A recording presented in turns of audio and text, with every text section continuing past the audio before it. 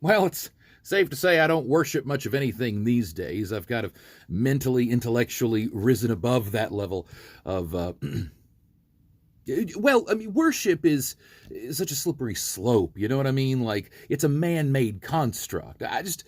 It's not that I don't have a spirituality. It's not that I don't have a sense of a higher power. It's just worship is. Mine doesn't require worship. I mean, if I worship anything, it's probably myself once or twice a day. Just for prostate health. I don't love the federal government or worship the federal government. I think that it's prudent and proper to have an effective government, especially for a nation this size, for a business and corporation this size.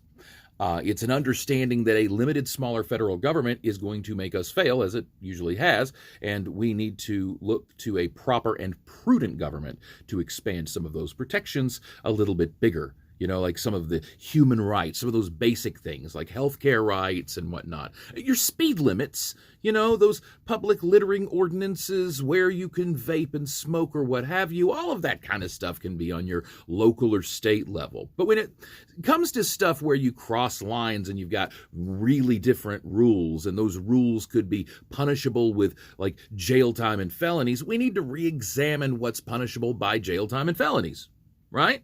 And we need to re-examine either some states aren't doing enough or some states are going too far. And that's what you need a federal government for. Because when it comes to important matters, you can't rely on the states to do the right thing, as we've seen, right? Look at everything that's happened since Roe v. Wade. You can't rely on states to do the right thing because states are far more susceptible to corruption, right? So the federal government has a lot more oversight, a lot more checks and balances, and a little bit easier turnover. Here in Tennessee, people know exactly what I'm talking about. So I just believe that it goes both ways. Now, this is a feeling that I have, like if the federal government doesn't believe my way, then my philosophy really sucks. You know what I mean? Like, but overall, with a proper and prudent government. You see, lesser evolved people will argue about big government versus small government, right?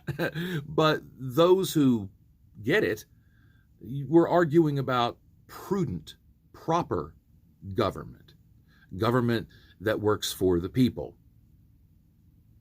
But first, we got to get rid of fascism, right? You know, we got to get rid of the Republicans and then get rid of all the conservative Democrats. Steps, baby, steps. You know what I mean? Yeah, I don't worship much of anything. Except me.